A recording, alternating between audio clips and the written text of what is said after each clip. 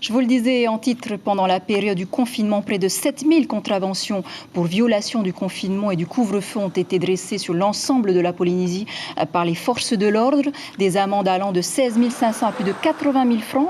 Au lieu de la payer, eh bien, les contrevenants ont la possibilité jusqu'au 31 août de le transformer en don en versant 5 000 francs à la Croix-Rouge.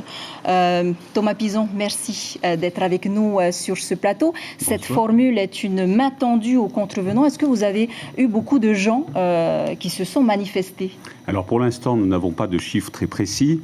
Mais si vous me permettez, peut-être quelques mots de contexte. Comme vous l'avez rappelé, 7000 procès-verbaux entre la période qui va du 20 mars au 27 avril. Et la question qui se pose, c'est comment traite-t-on ces 7000 procès-verbaux? Donc la solution, en tout cas en Polynésie, c'est l'alternative. Quelle alternative aux contrevenants? C'est très simple. Soit ils font un don de 5000 francs à la Croix-Rouge, et là, le procès-verbal est effacé, ils ne seront pas poursuivis, c'est fin de partie pour eux. Soit ils ne versent pas ce don jusqu'au 31 août et ils seront devant le tribunal et risquent non pas 80 000 francs, mais bien 90 000 francs d'amende. C'est ça l'alternative qui est proposée. Et ça, cette offre, elle est offerte, c'est une offre qui est prévue par la loi, sous l'autorité du procureur de la République, et cette offre est offerte jusqu'au 31 août. Au-delà du 31 août, ils seront déférés devant le tribunal. L'échange d'une contravention pénale contre une obligation de don à une association caritative, c'est une première, c'est du jamais vu. Alors c'est une première sur le territoire, même je crois même sur le territoire national, en tout cas à ce niveau-là, c'est très innovant.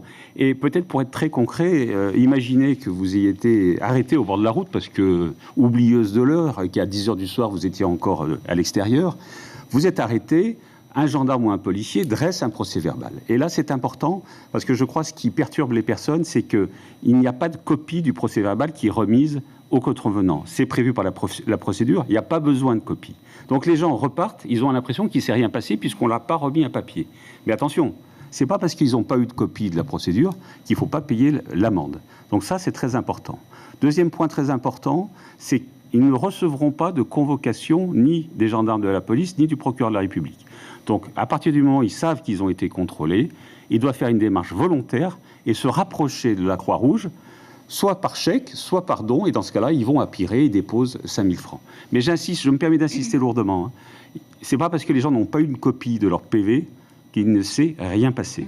Et si jamais ils ont un doute, nous détenons la liste des 7000 contrevenants et il sera très facile de vérifier si effectivement ils ont été arrêtés ou pas.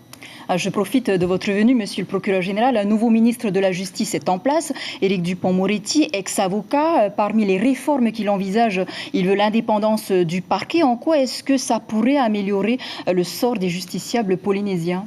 Alors, dans le respect de la séparation des pouvoirs, je ne ferai bien sûr aucun commentaire sur les décisions rendues par le pouvoir exécutif. En revanche, que la justice ait besoin de réforme, c'est évident, et pas que sur le territoire de la Polynésie. Notamment, je pense que le ministère public, c'est-à-dire le parquet, certainement doit être réformé dans son statut. Et je crois savoir que le nouveau garde des Sceaux a cette intention-là. Ça ne peut qu'être une bonne chose. Tout à fait honnêtement, je pense que encore une fois, que la justice a besoin de réforme. Merci beaucoup Thomas Pison d'avoir accepté notre invitation. En tout cas, en ce qui concerne les PV, on retiendra justement que ce n'est pas parce qu'il n'y a pas de contravention justement qu'il n'y a pas de PV. Donc les contrevenants ont jusqu'au 31 août pour faire un don à la Croix-Rouge.